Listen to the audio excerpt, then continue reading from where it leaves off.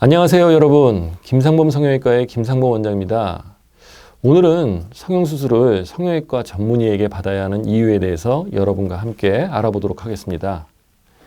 이미 알고 계시는 분들도 많겠는데 한국은 성형외과 전문의만 성형외과 수술을 할 수 있는 것은 아닙니다.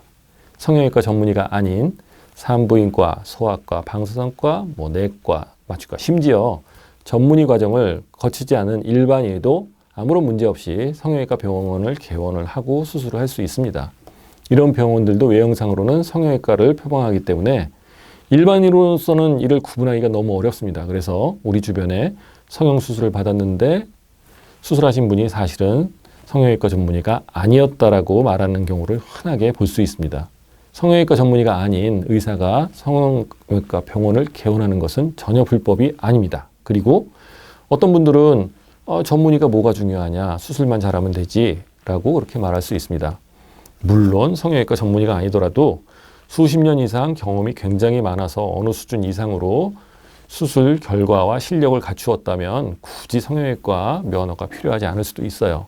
사실 성형외과 학회 차원에서도 초창기에는 성형외과 전문의가 아니지만 능력과 공헌이 인정되는 일부 비전문의 분들을 성형외과 학회의 명예회원으로 인정을 했던 적이 있습니다. 하지만 이건 어디까지나 극소수의 경우고요. 그렇게 수십 년 동안에 일정 수준의 수술 능력이 이루어지기까지에는 시행착오가 있을 수 있고 이는 고스란히 환자의 몫이 될 수밖에 없습니다. 성형외과 전문의는 1년의 일반의 수련 과정 이후에 4년의 성형외과 전공의 수련 과정을 거칩니다. 그리고 이때 수많은 성형 기술과 치료 방법, 부작용 내용, 그리고 그 대처법 등을 배웁니다. 4년은 약 35,000시간 정도고요. 우리가 만시간의 법칙이라는 게 있죠. 누구든 어떤 일을 만시간 정도 하면 수준급의 실력을 갖출 수 있다는 것인데요.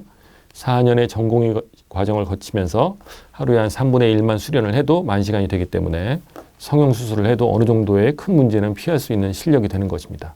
그리고 이 전공의 기간 동안 시행착오를 겪어도 옆에서 이 문제를 해결하고 도와줄 수 있는 성형외과 교수님이 항상 있기 때문에 지속적인 피드백이 되고 발전이 가능하죠. 하지만 비전문의 분들의 경우에는 이런 만시간 이상의 수술 경험과 부작용 경험을 고스란히 개업을 하고 나서 스스로 혼자 겪어야 합니다. 누가 옆에서 가르쳐 주거나 도와줄 사람도 없어요. 그리고 이때 생기는 피해는 오로지 환자가 부담하게 됩니다. 그래서 비전문의 성형외과 병원의 경우에는 병원이 어느 날 갑자기 없어지는 그런 일들이 생기는 것입니다.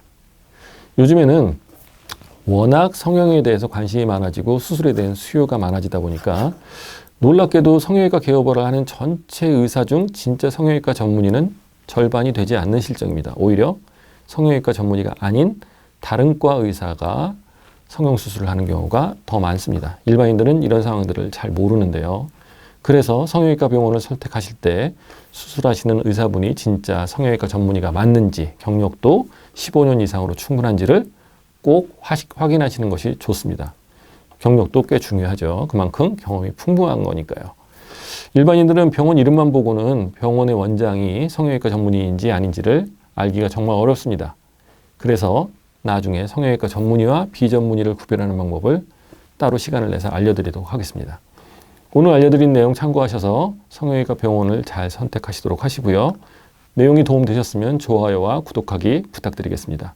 감사합니다.